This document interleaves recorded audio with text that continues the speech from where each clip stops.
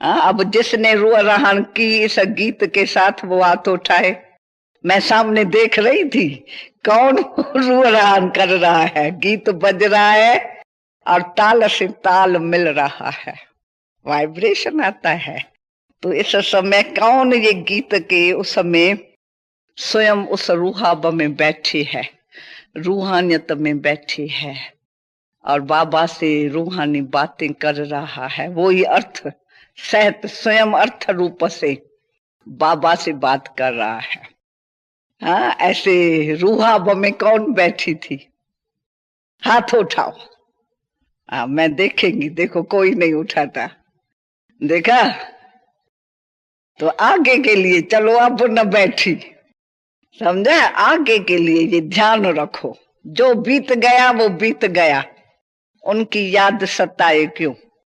बीती हुई बात को हम कभी भी सोचते नहीं है।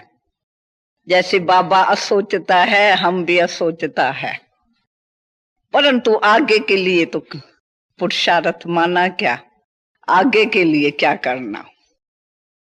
तो ये भी एक हमको मिला। तो जब भी गीत बजता है, जब भी वाणी चलती है बाबा की, तो ऐसे वाणी सुने। बाबा मेरे सन्मुख बैठ के मेरे से बात कर रहा है, शिक्षा मेरे को देते हैं। मैं स्टूडेंट हूं, बाबा सामने टीचर बैठा है।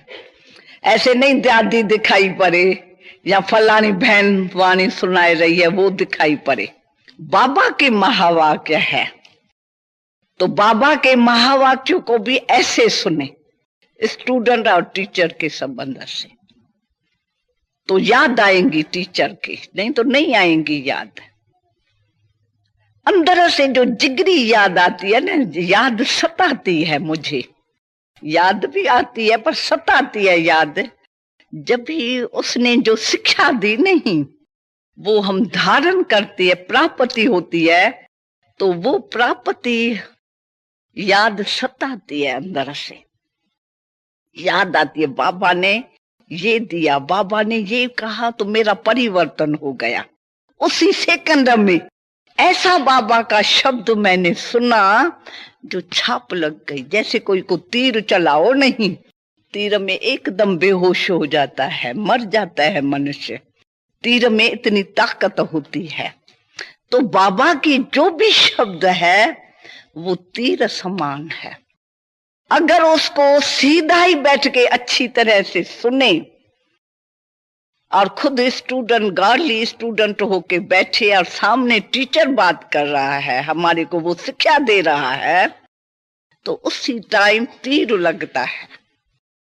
तो जो संस्कार ऐसा होता भी है, दे अभिमान के वशीभूत पुराने संस्कार जो हमको वार कर लेते हैं, वो वार करने की उनमें शक्ति खत्म हो जाती है। ज्ञान के सागर की सूरत तुम, सोए थे सभी के भाग जागे, तू भाग्य विधाता वरदानी, तुझे